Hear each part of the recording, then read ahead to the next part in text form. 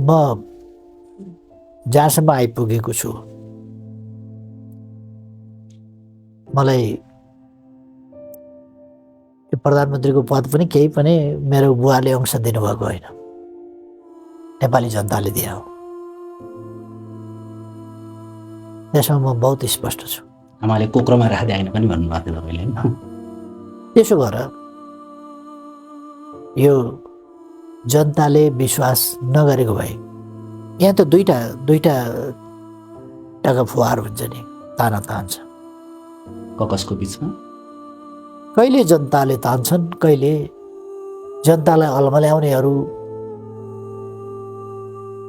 विभिन्न प्रकारका हाउभाउ गरेर जनताको पङ्क्तिभित्र घुसेका वा जनताको पङ्क्तिभन्दा बाहिरैबाट लल्कार्ने। अब बाहिरबाट लल्कार्ने अलिकति समय रहेन, त्यसकारण अब तरिका बदलिएको छ।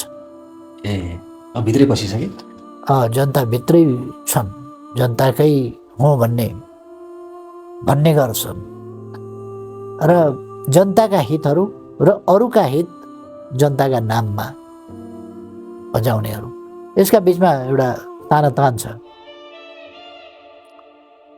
त्यस तानातानमा म एउटा यस्तो पात्र हुँ जो जनताका निम्ति काम गर्छ, देशका निम्ति, मानव जातिका निम्ति काम गर्छ। मेरो निष्ठा त्यही तीनटा कुरासँग छ आधारभूत रूपमा: नेपाल राष्ट्र, नेपाली जनता र मानव जाति भन्नाले यो धरती, यसको भविष्य।